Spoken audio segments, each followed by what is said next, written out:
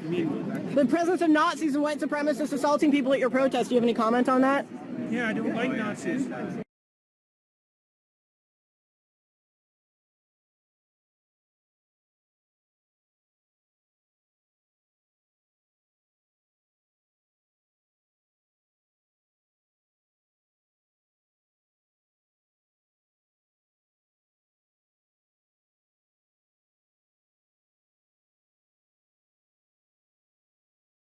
I want to go talk to Peterson.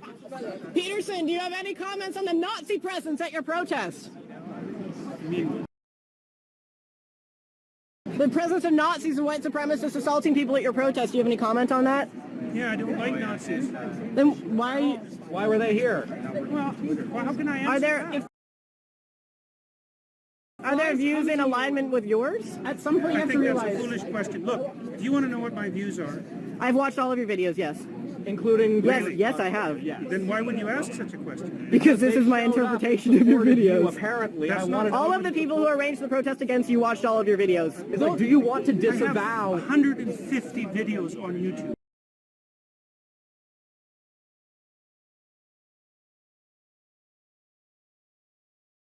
I want to clarify one thing. I mean, because this argument was sort of phrased as we have a disagreement about Hitler. And I would like to point out that I don't actually disagree with anything that you just said.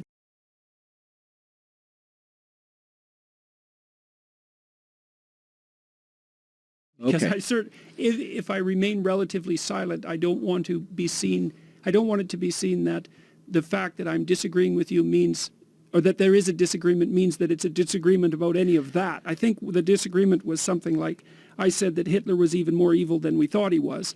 And you, I think, and correct me if I'm wrong, you're pointing out the danger of assuming that you can put Hitler in a, he was just a monster box and don't think about it anymore. And I would say, I agree absolutely with that. I mean, I've studied Hitler a lot.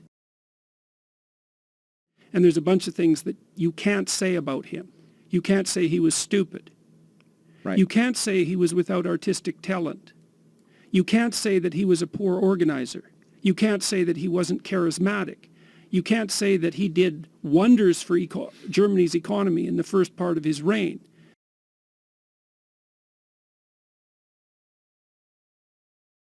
And so it's very necessary when if you're dealing intelligently with a true monster that you give the devil his due. Yeah. So I think the thing that I saw in your video was your argument was that as he was losing, instead of putting the genocide on pause and winning the war, that he ratcheted up the genocide. Yeah, I don't know if it would really be, I don't think it's necessarily fair to say that it was him that did that, although I think he had a hand in it. It does appear to me that that's what happened.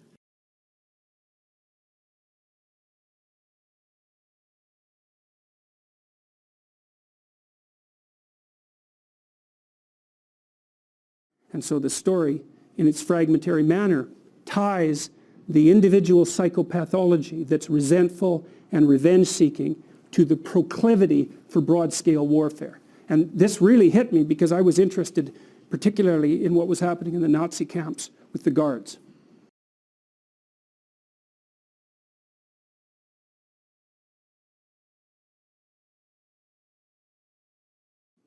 Because the guards were gratuitously cruel. And I was very curious about that. And so here's an interesting story. This was in a book called Ordinary Germans, Hitler's Willing Executioners. And it was a book that was written about 30 years ago that challenged the idea that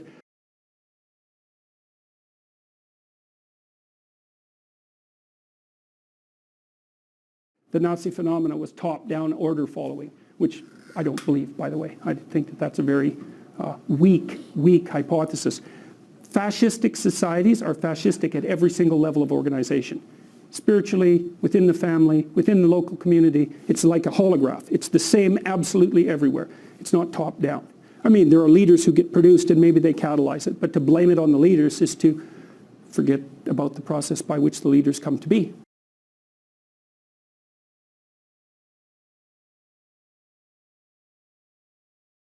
So, no, you don't get a pass that way. So here's one of the things that happened. As the Nazis started to lose the war. So here's what you should have done if you were a Nazi and you wanted to win the war. You should have enslaved the Jews and the Gypsies and had them work.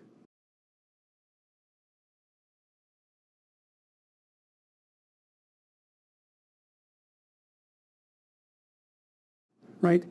You should have had them work for the benefit of the victory, and then if you wanted to, you liquidate them afterwards. That's the logical thing to do if you want to win. And we assume that Hitler wanted to win. But that's not a very intelligent assumption. Why would you assume that? He wasn't exactly a good guy. So why should we assume that he was aiming at the good that he was promoting, even in his own terms, right? The glorious, everlasting Third Reich, right? That'll rule for 1,000 years and be a bastion of civilization and music, because that's the sort of thing he purported to be interested in. Well, so what do you do with the Jews and the Gypsies? Well, round them up, fine. Enslave them, fine.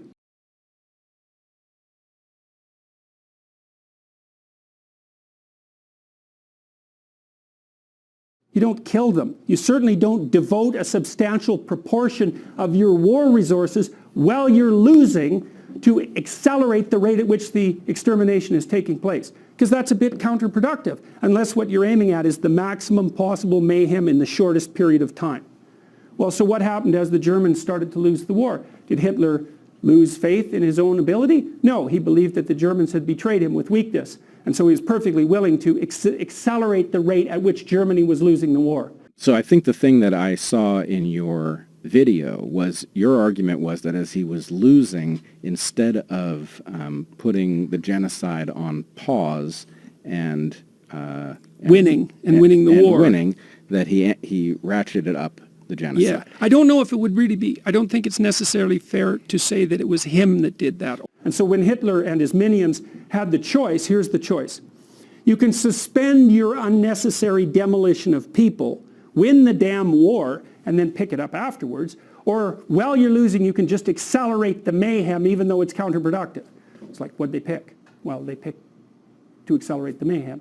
It's like, well, why do people fight? Well, maybe they fight sometimes for good reasons. But very, very frequently, they fight for bad reasons. And those bad reasons are personal as well as sociocultural and economic. You know, if you were a Nazi prison guard, for example, whatever pathologies you were carrying around in your destructive little soul, whatever element of Cain was deeply embedded in you, had the opportunity to be manifest fully at every moment of your waking existence, right? You had these people who were completely beholden to you with no rights whatsoever, to whom you could do whatever your evil little heart determined.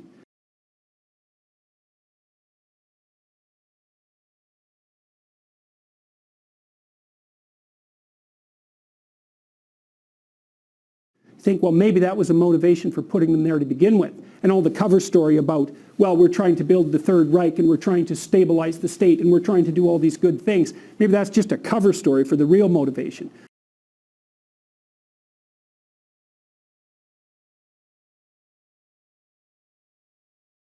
Which is nothing but what? The construction of death camps that killed 6 million people. How about that? And the obliteration of 120 million people on the planet, and the leaving of Europe in ruins. Maybe that was the motivation. Or are we going to attribute to Hitler the highest possible motives? Say, no, it's an archetypal manifestation of Cain. Now, he's going to put up a front that says, well, I'm your savior. It's like, well, destructive people think that Cain is their savior.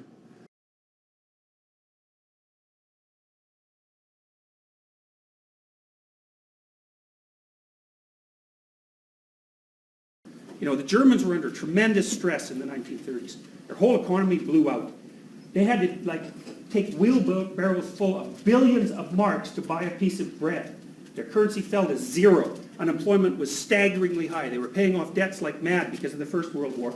And there was a real threat that the communists were going to start a revolution. It's like, you don't have problems like that.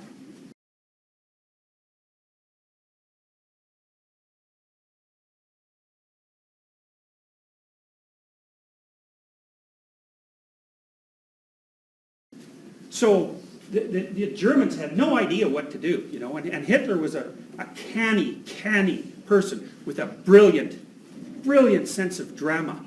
I mean, he was a real He was a master of dark fire, that guy. And I think his unconscious fantasy was, let's see how much we can destroy before we die in the what, purifying flames. That was Hitler.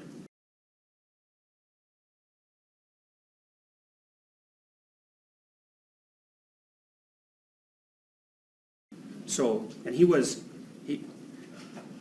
a compelling person, and the fantasy that he had in the back of his mind, I'll tell you how that developed at one point. It was a very hard thing to escape from. And that's why the Germans became Nazis. It wasn't like, this was like magic that had emerged, and it was black magic.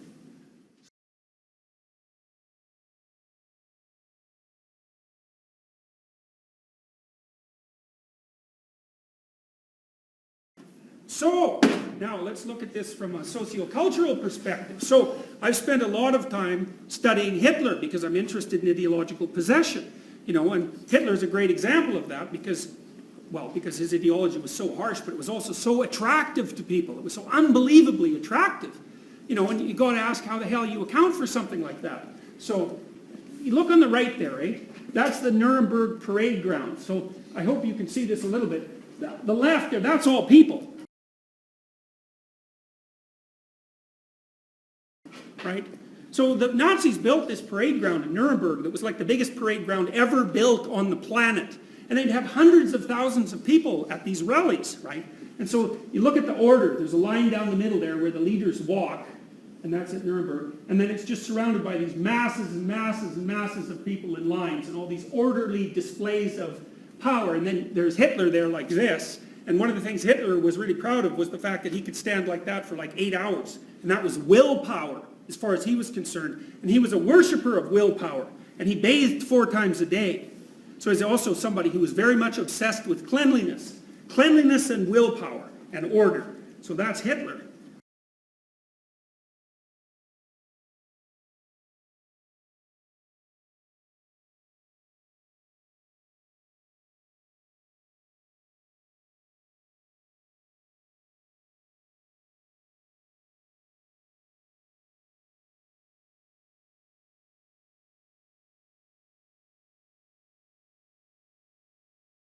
Yeah, I don't like Nazis.